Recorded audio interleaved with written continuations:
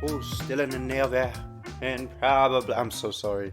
Welcome back to Articulate with Steve McJones. I'm your host, Steve, and this week we had Davey from the Navy on, and he probably gets that all the time. But, you know, it rhymes, it's catchy. He didn't seem to mind when I brought it up, so here we are. Davey Bo, one of the guys, another comic, but a very down-to-earth, real individual. Like, this man is not afraid to look you in the eye, which is a rarity, I think, nowadays.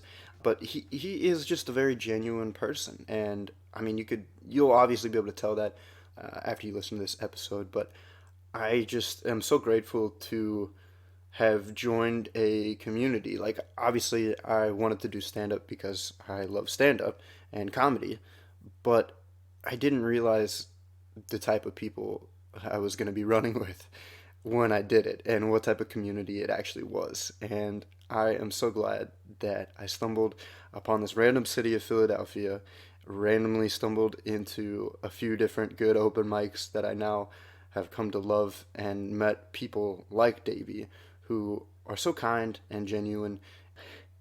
It's funny because I always thought I was a messed up person, but it's great listening to people like Davey and some other comics and knowing that, oh, I'm not the only one. Or, you know, that when you talk about yourself to certain individuals, sometimes they don't respond to who you are. They respond to what you're saying, if that makes sense. And Davey's one of those people that, again, he really looks you in the eye, and he responds to who you are, and it kind of demands you to pay attention to who he is too, which is what I love about this guy. So I hope you get that from this. I'm really excited for y'all to hear this. Very open guy, very cool, and I hope y'all enjoy. So ladies and gentlemen, Davey Bo. Thanks for coming out, Davey. Oh, no problem. I know you've got a whole life to cover, man. And, I do want to start out. So we met at 2 Street, an open mic. Yeah. But one of the things that stood out to me, obviously, was the jokes that you make about your childhood, Davey. So I want to ask, is that, first of all, if you would like to cover a little bit about where you grew up, kind of how you grew up, that sort of thing, and then get into, you know, how that works into your comedy and everything. That can be another part. I mean, yeah, where I'm, the way I grew up and where I'm from, yeah, that's pretty much what sculpted me. I have a traumatic childhood in a way, but it made me who I am. The joke in which he's referring to, which I have always found to be fun, is about my mom. And she, when I was 3, my mother actually committed suicide. So that's a first memory for me. I have some before that, but that's like within the first 5 real memories I have. Yeah. That might be enough to, you know, jolt yourself into existence. Yeah, and so, and the flip side of that is, I didn't know that she did it for 24 years. So I remembered that day, but I didn't know why, and I know why, and I found out 24 years later what actually happened. Yeah. So me doing that joke is more of like a way of taking the power back and just being like, hey, like, that sucked, and it wasn't cool either way, but I understand all sides of it. My mother suffered from mental illness, and when she was real little, her mother died, so my mom thought that she would have the same outcome. Oh, so it's genetic. Yeah. Fuck, you went from saying this isn't a comedy podcast to like dropping that bomb on me. I'm sorry. No, it's all good, brother. No, it's all. That's really funny. Yeah, it kind of does though. I mean, it does. My grandmother, my real grandmother, passed away from cancer, I believe, and so my mom was just convinced she was going to have it. And yeah, we always say, like, if it was years later, the treatment she would have gotten for her mental would have been way better, but they didn't have it in 91. Sure. So, I mean... So where did you grow up? I grew up in Southwest Philly. Okay. I grew up between 61st and 62nd Street, Buis and Elmwood. Nice. In Southwest. That little square. I had the house that my mom actually did what she did was on 61st Street. And then a few years later, we moved to Robinson Street, which is like 2 blocks over, and then I lived on Dewey Street, which is in the middle of all of those. So it was like that formed my whole childhood. Yeah, That's like your neighborhood. That's why. Yeah. I knew everything in that radius. Yeah, you couldn't touch me. Your stomping grounds. I knew everybody. Everyone knew me. And the funny thing is like when I lived on the 2500 block of Robinson Street and 2500 block of Dewey and 61st Street, if I went to the 2600 block, I didn't know anything. Oh, like really? their park was different. Like we didn't have like a park. We had like this little. It was a park, like a little place we would play football and baseball. It was like in an oval. You gotta have it. You gotta have. Yeah. It was our little sandlot, kind of in a way. And but if you went down the street, like it was different, and the kids were different. Yeah, we didn't get along. But yeah, that must be like interesting growth. I grew up in a suburban neighborhood. Okay. So it's like our entire street was like, all right, this is where the kids hung out. Yeah. And there was an entire different, street in the same neighborhood, a little bit farther down the road. But I mean, there were still like suburban white kids. You know what I mean? Yeah, so no, there weren't suburban white kids where I grew up. I feel like in Philadelphia, you go a couple blocks, you get a whole different culture, and then Southwest Philly changed over time. When I was first in Southwest Philly, it was like a white middle class neighborhood, and then those white people started making money, and then they moved to the suburbs. They got bigger houses, and because their houses weren't selling, they sold them to Section 8, and that's a subsidized housing program. Right. So then minorities moved in, people of color moved in. And then these same white people who sold those houses now are on like Facebook being like, oh, this neighborhood's not the way it used to be. And it's like, well, you fucking left it, you idiot. Like, what did you think? Like, you just left the neighborhood, you abandoned it, and then you complained about the people in which, the people that you sold it to. And it's just like, that's a whole social conversation that I'm not. Yeah, I'm not. But it's the thing I take from growing up in that way in Southwest Philly and seeing the change was it taught me who people really are. It taught me that it doesn't matter what color you are. There's good and bad people on both sides. There were shitty white people in that neighborhood that were doing dope and selling shit to kids and doing horrible things, and there were black people and Asian people who were doing the same things. There were people who were just trying to survive, and it's just I hate how people glorified the neighborhood for something that it really wasn't. It was just another middle class city neighborhood that had the same drugs, the same problems that every other neighborhood in the city has. True. Yeah. So it's just it's a little frustrating when you hear people complain about it. It's just like, fuck, man, like you. No, I get it, and you got to see that on like a scale. Yeah, that I got to see real the world, life to you. I got to see the world in a cool way. I mean, we haven't mentioned it. I'm a redhead. I'm digit!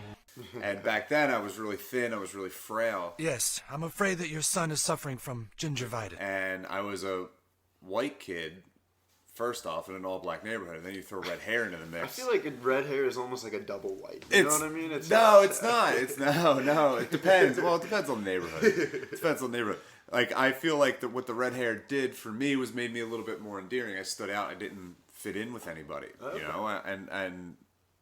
I learned how to make fun of myself. Okay. Like, that was the way I dealt with bullies. Is that where the comedy kind of came in a little bit? Yeah. Like that and... like watching old like Looney Tunes. That was probably like the two. Of course. Yeah, back in the day. Classic. Cartoons, yeah. And like professional wrestling I was addicted to. So then you get like these weird, this weird childhood growing up and throw professional wrestling into the mix. But no, I just I learned make fun of yourself first, and then it's like a power thing. Like once I made fun of myself, and my joke's better. Not against like people today. I mean, the people that we talk to in comedy, just speaking but in general, as a kid, it was like, nah, I'm gonna make fun of the funniest one I ever pulled on myself was I said someone made a dick joke, and I was like, dude, it's like a scared turtle in an orange forest. Yeah. And I like the guy popped it. I was like, yeah, like I'll make fun of me harder than you can. Yeah. Like I wanted to kill myself before. Like I'll make fun of myself all day. Absolutely, dude. It's funny. I have a group of friends back home, and they're always like their go-to like saying and phrase that they say in their friend group is like, bro, if you can even see your dick, that's fucking gay, dude. Like, My dick sucks. so going from that childhood that you were just talking about, which seems honestly kind of messed up. Yeah, it's traumatic, but I there's mean, a lot going on there at least. Yeah, but it is what it is. It's not traumatic when you're living it, I don't think. No, that's when it is traumatic. Now it's not. Now they say it's post-traumatic, but it's. I don't know. So can you explain the gap from there to you joined the Navy, right? Yeah, well, I mean, we moved out of there when I was in 8th grade, and I moved to Delaware County. Okay. Delco, good old Delco. Good old Delco. And that's where I went to high school. I went to an all-boy Catholic high school. I went to public school when I lived in Philly, and then until 6th grade, and then I went to Catholic school from 6th grade on. For some reason, that is very fitting. That's very yeah. There could but be it wasn't like film. I don't know. Bonner was cool. My high school was awesome. But then I went to Delaware County Community College for a little bit, and that's when I started to realize I hate school. I can't sit still long enough. As you can tell, I've probably been moving a million times. You know, I may have noticed. Yeah. I can't. I'm so sorry. Sorry, good.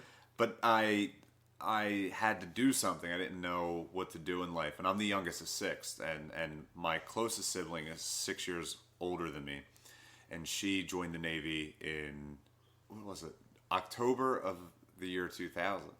So I had a sibling like served during 9/11 and all that stuff, as well as my brother was in the World Trade Center the day on that day. But he got out and he was on his way out in general. Nice. Yeah, he made it, and that's my guy. I love him. He's awesome. But so like my family dealt like that was real for us. Like that was a real thing. So I had this like weird conservative outlook in life. I went to Catholic school, sisters in the Navy, brother was in the World Trade Center. Dad's uber conservative, watches Bill O'Reilly and Fox News. And then I joined the Navy.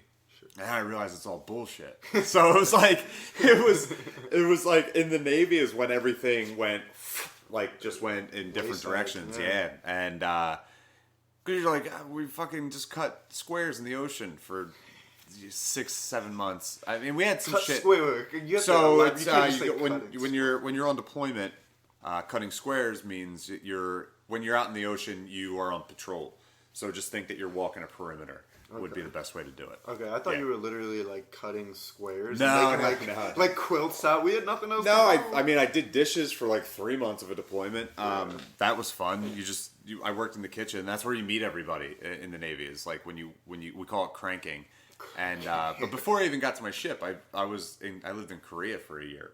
Sure. So like again, you throw the fucking redhead into another situation where he's one of the only one. So that was cool. I remember like kids would get a kick out of it. I remember they'd just be like, what the fuck? And I didn't have I have long hair and beard now, but I was clean cut, of course, back then. Okay. And I was super fat. I was so fat. I was gonna ask about that. I heard that was a big thing. What? Your body. I heard that was a big It was a big thing. Yeah. It was a really big thing. It was so big, it was depressing. No, when I was in the Navy. When I got to Korea, I was under 21, but no one cares. Sure. So I was just partying all the time. So I was out of shape in the military, right? Which is interesting. You feel like the Navy would Yeah, no, they don't care. You got a lot of fat fucks in the Navy. The Marines really care, and the Army care. Not really, the Marines really care about that shit. Like they're diehards about it, and like anyone in Special Forces is, but you're pretty much like working in an office, a floating office. Okay. And cutting squares. Cutting squares. We learned how to do firefighting and shit like that, but nice. And some people learn more gun handling than others. And I did radio and satellite stuff, so cool. I got to see how communications worked. Yeah. But what it taught me telecommunications wise was I had a job that had a direct effect on the mission. And that's awesome. Not a lot of jobs have that. You have paper pushers who are fucking putting their lives on the line. I'll never take anything away from anyone that I served with. Everyone did an amazing job, except for like 6 people, and they know who they are, and they fucking suck. Really fucking suck. One person, if you ever hear this, you know specifically what I'm talking about. He didn't understand why we trained for firefighting, and it was like, fucking no one's coming to save us, guy. Like, we have to do this ourselves. Yeah.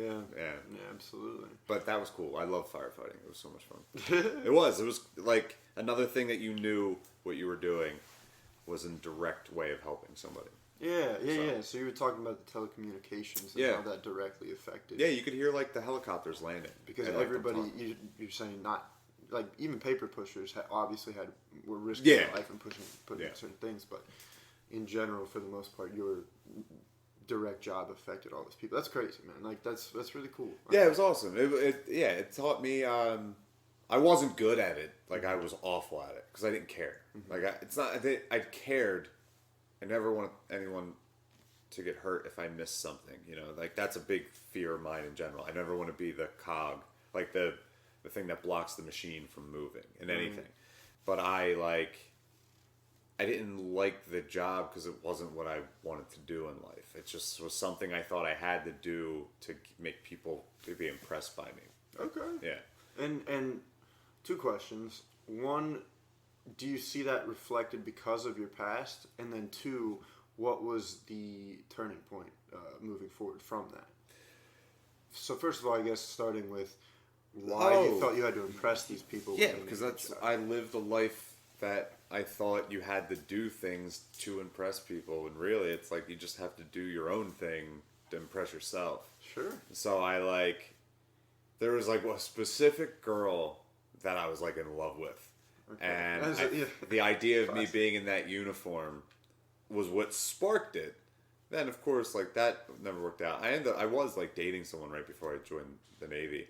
But yeah, like it was just one of those things where you go, I look back at it and I'm happy I did it. I'm very happy I did it. But my dad said it best when my dad was in Vietnam, and it's like the military is $1 million experience you wouldn't pay $1 million to do again.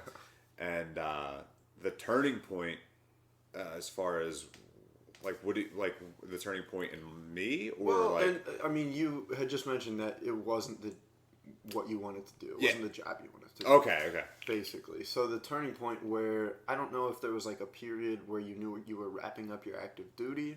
I knew deployment. I wanted the fuck out of there. Okay. I knew the year before. I went out. I fucking hated it. Okay. I hated it because it was bullshit. It was all bullshit. Like, bunch of fucking bullshit. What the fuck? Why? Like, what? Why? It's just the Chiefs mess on that ship were awful. They were looking at kicking people out of the military left and right. Like they didn't want to help young sailors at all. And I need guidance in life. Like I don't want to be around people who are just trying to hurt you. Like that's absolutely. Yeah. It was just a very toxic atmosphere. That place sucked. Yeah. Any crazy stories? One major crazy story. Is there a go-to crazy story from the Navy? You don't have to if there's not one, but go-to. I mean, there's a ton of stories. Right. I mean, there's a ton. Navy-wise, Navy-wise, I do. This will be the nice one. When I was deployed, we had a phone. We had we had a phone in my Radio Shack, and you would call when you would call the States. There was a delay, so I would say hello, and then 1, 2, 3, the response. So it's like a 3-second delay on each time. So you had to speak very slowly and very clearly. And I called my sister's house, and my nephew had picked up, and he hadn't spoken. I have not heard him up until this point. Right. And he answers the phone. He was like, "David?" And I was like, "Whoa, this is awesome." But there's a delay with a kid who is learning how to talk. So I'm like, "Oh, and this is David. Is your mom there? David, where are you?" Okay. I'm Owen. I'm in the middle of in the ocean on a large boat. How big's the boat? Very big, Owen. Okay. Don't fall off. Boom. Hangs up the phone. Fast forward 2 weeks later. It's my birthday, and we're doing this thing called Stores Onload. That's where there's 2 ships connected next to each other, but with a bunch of wires, and we're going. You go about 15 knots, I think. Don't quote me on that. I have no idea, to be honest with you. But you're going pretty quick, and they're sending mail, and like we're getting refueled, and we're just moving in the ocean. My job was I was in control of one of the phone lines, so we shoot like a line over, and we're connected with a wire on the phone. Well, it's held together with a rope, like you're holding literally a rope. It's very fucking piss poor the way we do this manually. And when we're sending everything back, the rope that we're holding gets caught in what's called a span wire, which is a metal motorized rope that's moving the probe that refuels the ship. So it's pretty big. Well, this manual rope gets stuck in this automatic thing. I shoot forward, see nothing but blue, somehow spin around and like catch my balance and just come to. Like my hands are sore, like I'm freaked out. Everyone else is freaked out. And the moment just it hit me right away, I was like, he told me not to fall off this fucking shit, man. Yeah, I almost fell like right off the side.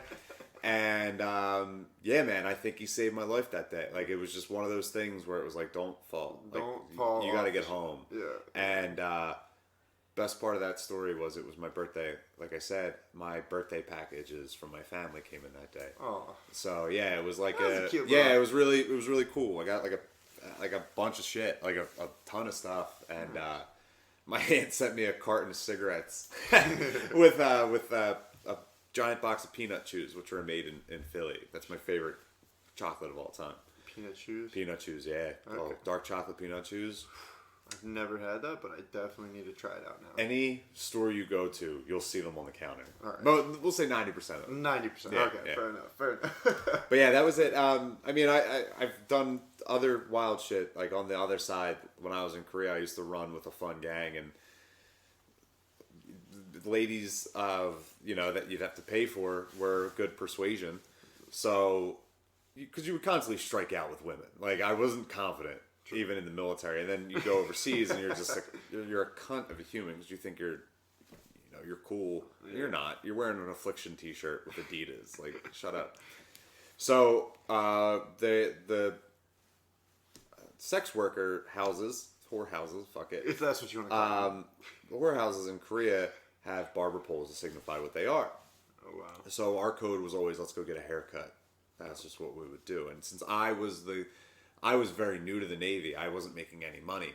I was a guy who would negotiate prices with pimps. I didn't speak Korean, but you would write numbers down on a piece of paper, and it would be fun. Sure. Yeah, it's wild. You slide it slowly. Yeah, it never made sense to me. Like, why are we sliding? Like, we can both see it and then look at it. Yeah. Just tell me the number. The tension. That's what it's all about. Yeah, it was so stupid. But so like after like 6 months of this. It's like Christmas, and I'm depressed. It's like the first time away from home for the holidays, and I'm so far away. Like you can't. Like Skype's not really that good yet. Like, yeah. Shit's just not doing well. So I decide there's this one place by base that has like 83 barber poles in front of it. Hyperbole right there. I promise you. There was like 7 probably. So yeah, I go into this place, and you walk up a bunch of steps, and I open the door. And there's an actual hair barber, like a barber cutting somebody's fucking hair. It was an actual barbershop. Oh, like, it was a real one. It was a real barbershop.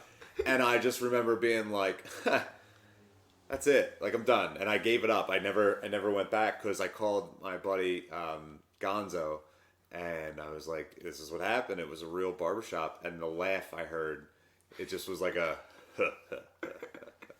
And he hung up the phone, and that was it. I never went again. Wow. Yeah, gave him up. Gave up the old whorehouses. Yeah, you see one haircut, that's enough to do you over. Yeah, it was like, I'm good, man. I don't want to... And those showers after fucking hookers, those were great showers. Those, yeah. Well, because you feel clean, like, after that one. You're like, ugh, I got to get this stank off me. Yeah. That's great. That's amazing, Davey Bo. Just saying. Just being honest. No, that's fair. That's your life, man. I'm glad you shared that with us. But, so how do you recover from that? Recover? That was recovery. Yeah, No, you just realize that I'm not proud of the decisions I made by any chance. Don't get me wrong. But I had to make light of them to make them, right. normal in my head. but I was depressed. Like I just wasn't happy. So. Is that where we picked up from? Yeah. So when did you get back? I got out of the Navy in 2011, and PTSD hits hard immediately. Like you don't, and I didn't have PTSD from like crazy shit that I've done. I had it more from like losing the structure of the Navy, and then Yeah, I was gonna childhood say, shit. almost like culture shock, probably. Yeah. Like no one else gets it. Like I've just seen the world when I moved back to Delco. Like. Fucking Wawa and like, but I also wanted to come home. Like I was the asshole who wanted to come home, just got back in the restaurant, started working that life, and did that. That's what I know. That's my bread and butter as far as the way I make money, and just moved around in Delco. And so when did that? You had an initial PTSD reconfiguration period. Yeah, I actually had I did. I had it took probably, I mean, I'm still probably not all the way, and which I don't think you want to go back anyway. But no, I was depressed up until I started. So what basically happened was a year ago, I was supposed to move to Colorado. I had gotten out of a 3-year relationship, which was not easy. I can't imagine. Took a lot out of me, and I just went into this depression, and then COVID, of course, goes on, and I end up back with that person. Then, then I realized that it needed to end. But I supposed to move to Colorado as like let's do something wild, and I was going to go work on a farm, like an organic farm, just get off the grid. Yeah. I get back with my ex. This is in August of 2020. Real quick, last episode George Miller came out. You know George? Yeah. And he actually worked on an organic farm. We talked about that. I gotta talk to him about that. Word. Yeah. No, I was gonna go to like a legit like pump like a fucking like farm like we're doing blueberries and shit like that. Like, good stuff. Yeah. But I ended up like freaking out around that time. I started talking to my ex again, and didn't go. Yeah, not always the best. I didn't place go. And I should have. Well, I'm here now. But I didn't go. I had a conversation with someone that's really close to me that I trust more than anybody. That went very bad, very quick, and she saw right through me. Mm-hmm. And I hit like bottom. I just fucking self-loathed, and I texted my cousin Kyle, and I told him I felt like I let everybody down. And he said, no, you didn't let me down. And from that, he decided I was going to live with him. Actually, he told me it was going to happen if I didn't leave no matter what. Like he knew a week prior. Because I was 250 pounds, 255-ish pounds. Oh, wow. And no, I was embellishing on the 255. It was 250. But he said he came to my dad's house and I was stuffing Chinese food in my face, like cold Chinese food. And he was just like, you were dead. Like you on the inside, you could tell I was just not happy. And so I moved in with him instead of going to Colorado, and that was like the spark. Okay. And he's very into fitness, and I moved in with the caveat of I'm either going to be creative again or I'm going to get in shape.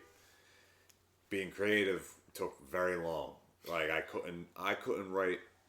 I like to write poetry and songs, and I hadn't done comedy yet, but I couldn't come up with anything creative. I was just depleted.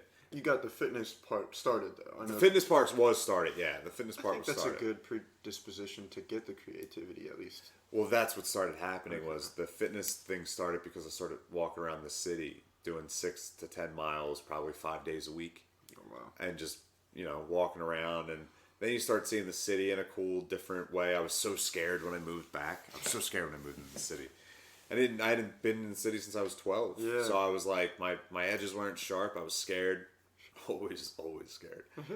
And then you start, you get used to it over time. But after my ex and I finally ended though, that's when it just went. Everything skyrocketed. It was like, let's go. Like, let's see what we can do. Yeah. And the weight started like melting away because I was like intermittent fasting, and working out, and then the gym's fucking closed in December. So when you're picking up that right when I'm starting to get strong. I felt like, Yeah. but it was what I needed in a way, because then I started running, and that's a whole new part of my life that I never thought would ever be a thing. But in running, my ideas started to flow. I remember thinking to myself, the first time I ran was I didn't have a runner's high, I had a runner's overdose. And that was just because it was, I was dying. Like my lungs were just not there. But now I'm training for a half marathon. So it's like, that's crazy, man. Yeah, I say I'm training for it, but I haven't. I'm going to do it at some point, but it's going to be either really bad or... Yeah, it's happening November 13th. Like, Yeah. there's no getting around it. So there is something to be said about, like, how running... I started running in the morning, at least, because it doesn't allow you to just sit in that pool of thoughts that you typically, like, just melt. You end up on your phone. Yeah, or you end up at your phone, or... Just even if you don't, like, even you get up to get some food in and you just don't have the same, when you go out, especially in the city in the morning, you go out for a run, you're going to see maybe a few people walking around. Like, you have to imagine what their life is going to be at right now, or the sun is coming up. And you're like, oh, wow, it's a nice day. It's going to be a nice day out today. And, you know, and start thinking about, like, all right, well, then what's funny about this? You know, what's funny about something I'm running by? Well, I don't know if you do this or not, but, like, I'll get in these bouts of, like, if I'm listening to music and I'm running, I'll turn the music off and then I start, like, saying what I'm thankful for. Oh, nice. And that's, like, a cool... Gratitude. Yeah, like, because I realized where I was in the runs. Like, when I first started, you're frustrated because I'm like, man, I was making all this headway. Then, yeah, you just, like, I would have these moments where I'm just like, I'm thankful that I can breathe in this third mile. Or then it's like, well, I'm thankful I joined the Navy. I'm thankful for my brother, my sister, and then I would go. Anytime I do a long run, if I can't, once I do that, that'll happen like mile 3. Then I can kind of coast for a little bit. Yeah, it's cool. Like, no, that's fun. really cool. If that's enough to get you going. I think that's something important to practice. I actually came out with an episode a couple months ago, just called Gratitude, and it really made me challenge myself to get past be grateful for the surface level stuff, like waking up, having clean water. It's not even surface level, but it's like that's surface level, man. Right, like, just exactly. being alive is number one. Like, exactly. If you're not thankful for being here, get there. Like, figure it out. But then getting into the whys, or some more deeper type of things that you're grateful for, like being grateful to be in a position in the past that put you where you are now. Grateful for things in your past. Grateful for having mentors in this world that affect your idea of good and bad, your values, being grateful just for the values that you have, things like that. And I bet hitting that third mile, you start really when I know I'm going over a 5K, I'm like, all right, let's go. Let's fucking do it. Yeah. And then I get competitive for no reason. And my last mile, I always make my fastest mile. It's just because I have to do. I can't leave anything in the tank once I'm done. I mean, don't get me wrong. Not every run is that way, but that's the way it works sometimes for me. Is it's like I'll convince myself that someone's at the end of my run is gonna fuck me up. No, really. What do I have in you? Yeah, survival instinct. Oh yeah, and I can feel it. Like I can feel it in my chest. Like there's times I go to the gym, and there's one specific person who I want to smash. I just want to smash them. They're a piece of shit. They're a piece of shit. Sure. And I trust you. And I think about that. Like I get in my head, they hurt somebody that I love. So it's one of those things, right? Right. And I know where they're at, but I'll never do, like, you can't ever do anything Because of the implication. But it's that idea of avenging somebody, channeling that in a way, and I use that at the gym. Like if I could kind of feel right now. It's like, fuck, the gym was open after this, I would go. But there's always. I always need an enemy. Interesting. Yeah, I always need something to in my brain that's like, you got to be better than that, or how would you defend yourself, or we do open mics. Like if someone's like, everyone is so kind in comedy. So when you come across the assholes, or just the people who aren't they're insecure, and we all are, but some show it a little bit more when they're mean, of course. Like when some people are just mean to you, you're like, what the fuck, man. Like I'm not feeling confident in myself. Like why? Like don't try to. I'm already down, bro. Yeah, you don't need to put me down anymore. Like just I because don't. you're Yeah, like, and it's just I think of those people, and I'm like, I'd be better than that person. Like just be nicer than that. Like don't necessarily like I might not be able to touch them on how to write a joke. You know what I mean? But if I'm nicer to them than somebody, when it comes up to people for a show, they'll be like, "Well, he's easier. He's more fun to deal easier with. to work you know? with, Yeah. fun to work with. You're just mentally happier with yourself because you know that you've been nicer to those. Yeah, people. yeah. Like if you're just kind to people, you don't have to worry about anything. I think good and bad are two sides of the same coin, so it's hard to judge people a lot of the time. Especially most of the time, I'm turning that thought introspectively. So it's like. When I have bad thoughts, though, this is what I was coming to. When I have bad thoughts, to compare it with other people that I know are shitty, it's like, all right, well, I've had a bad thought, but at least I'm not like a shitty person. Like, Pride just doesn't like me because I used to be a piece of shit. like this past week when you came up to me at 2 Street and I was writing, there was a joke I was like writing on the bar. For 3 days that ate me alive. Not you, me. Because I was like, I was kind of a dick. And it's because you were very kind, and I don't like being mean to anybody.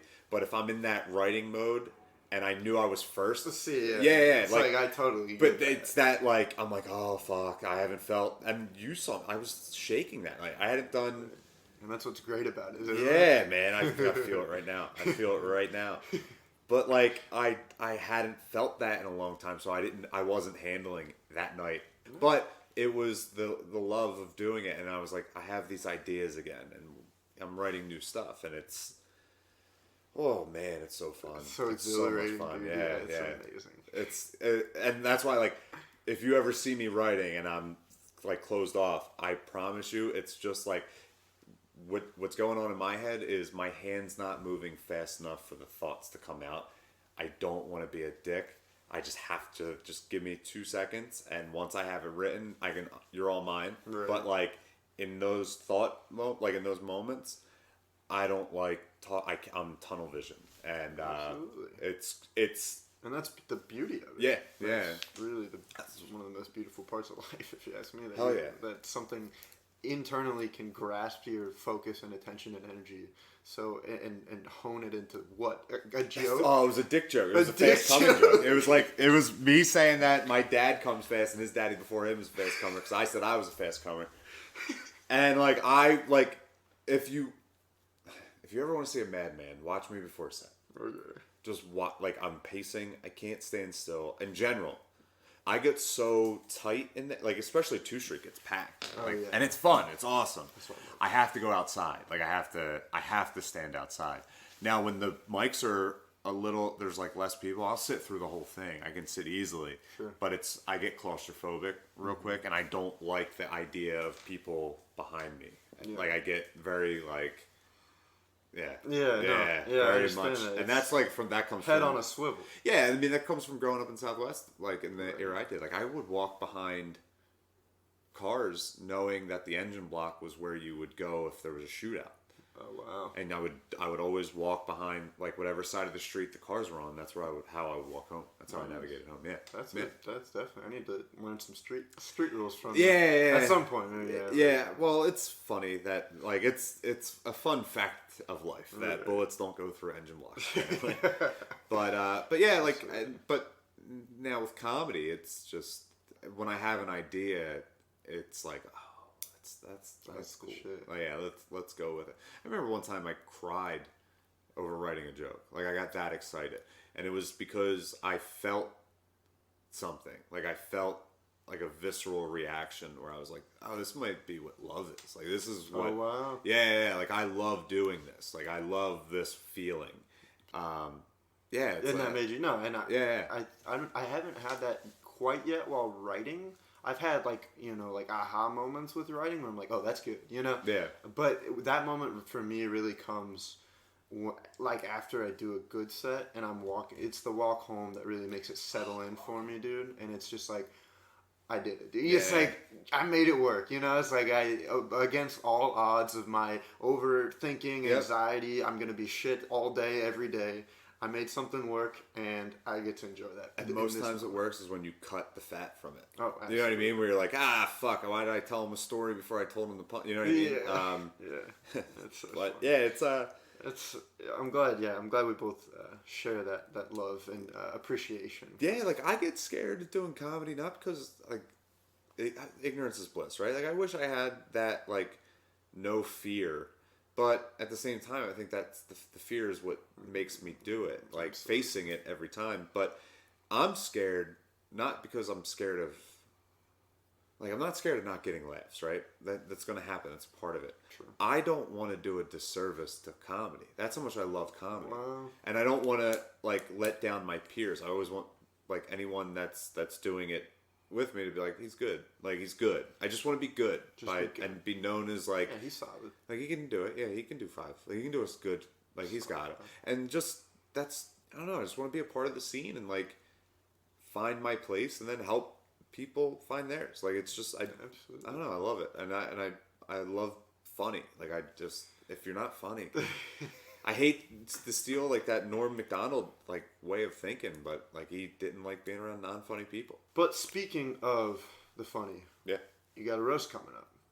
Yes, I have a roast. So we have a roast of Drew Montana coming up. It's called Now Roasting. The show is the brainchild of Brittany Anderson. Okay, shouts out Brittany. Who definitely everyone should follow her. Brittany's amazing. Brandygram.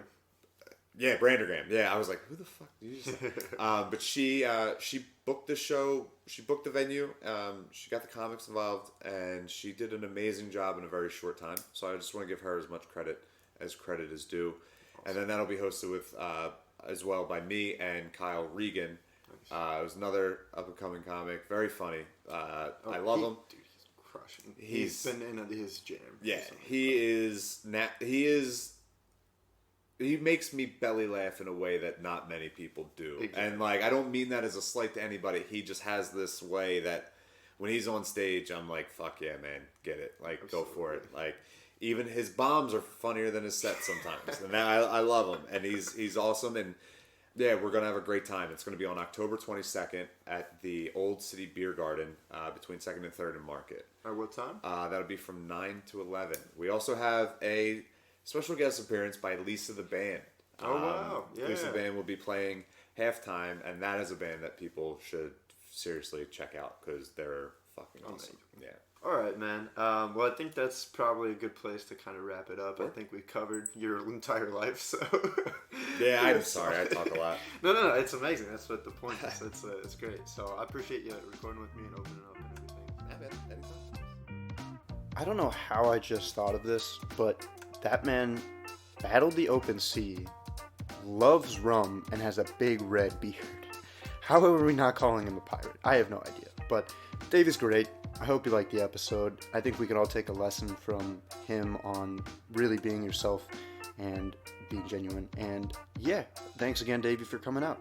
Remember to follow him on Instagram. Go to that battle. If you don't go to the roast battle, you're fired. Follow me on Instagram or don't. Nobody cares. And have a great rest of your week. Thanks for listening. I love you. Amen. Okay. I hope that it will help you to do a better job.